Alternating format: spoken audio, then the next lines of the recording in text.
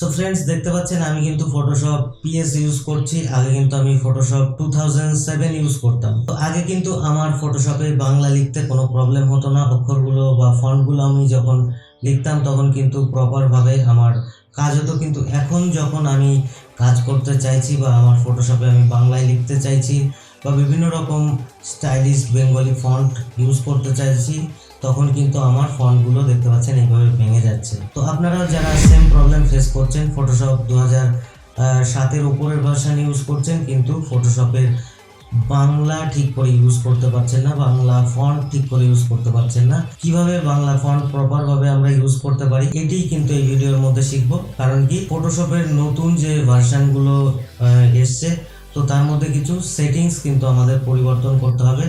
নইলে আমরা কিন্তু একটি বাংলা ফন্ট কালপুরুষ ছাড়া অন্য কোনো বাংলা ফন্ট ইউজ করতে পারবো না। তো আমাদের ফন্ট ভাঙার যে প্রবলেমটি রয়েছে সেটিকে আমরা কিভাবে সলভ করব যাতে আমাদের বাংলা লিখতে গেলে আমাদের ফন্টগুলো ভেঙে না যায়। তো ফ্রেন্ডস, ভিডিওটি ভালো লাগলে ভিডিওটিকে লাইক করবেন, আর চ্যানেল নতুন হলে চ্যানেলটিকে সাবস্ক্রাইব করে পাশের বেল আইকনটিকে প্রেস করে দেবেন যাতে আমার আপলোড করা সমস্ত ভিডিও নোটিফিকেশন আপনাদের কাছে পৌঁছে যায়। সো চলুন ভিডিওটি স্টার্ট করা যায়। ফটোশপ 7-এর পরে থেকে আমরা যারা ফটোশপ ইউজ করি, ফটোশপ পিএস বা ফটোশপ 2020, 2021, 22, 23, আমি এখানে ফটোশপ পিএস ইউজ করছি, দেখতে পাচ্ছেন। ঠিক আছে, তো আমাদের যে প্রবলেমটি, আমরা বাংলা যখন লিখতে যাই তখন কিন্তু আমাদের ফন্ট এই ধরনের ভেঙে ভেঙে যায়। দেখতে পাচ্ছেন ফন্ট কিন্তু আমি লিখেছি ময় হর্ষিটা কিন্তু ময়ের পরে হয়ে গেছে, দেখতে পাচ্ছেন। এই ধরনের প্রবলেম কিন্তু অনেকেই ফেস করে থাকি, এবং আমরা যারা পিএস বা ফটোশপ একটু হায়ার ভার্সন ইউজ করি তাদের এই ধরনের সমস্যা হয়। তো আমাদের কি করতে হবে, আমরা কিন্তু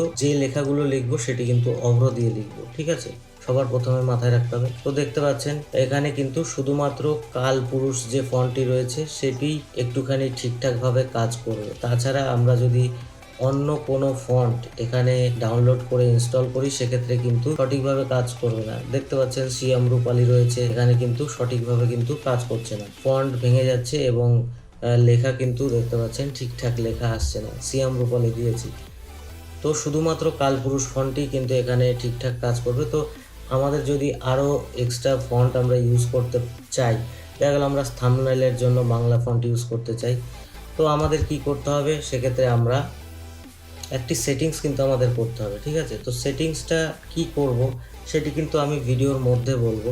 শুধুমাত্র দেখতে পাচ্ছেন কালপুরুষ ফন্ট না, আমি অন্য ফন্টেও কিন্তু সঠিকভাবে দেখতে পাচ্ছেন আমি কিন্তু লিখতে পারছি।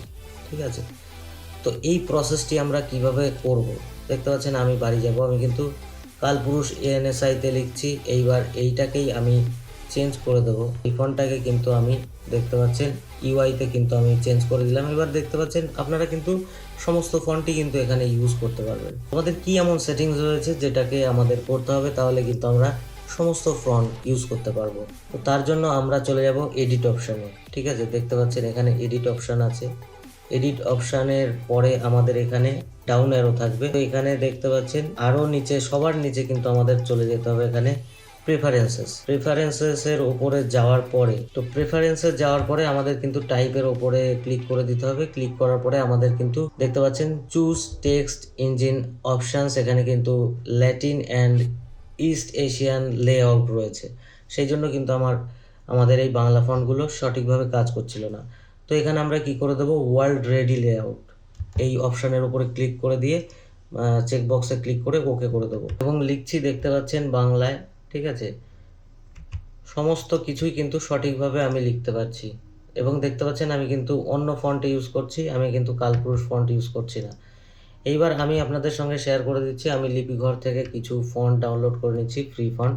তো আপনারাও চাইলে কিন্তু আপনাদের প্রয়োজন মতো ফন্ট এখান থেকে ডাউনলোড করে নিতে পারেন। ভালো ভালো ফন্ট কিন্তু এখানে ফ্রি ফন্টে গিয়ে আমরা এখান থেকে ফন্ট ডাউনলোড করে নেব।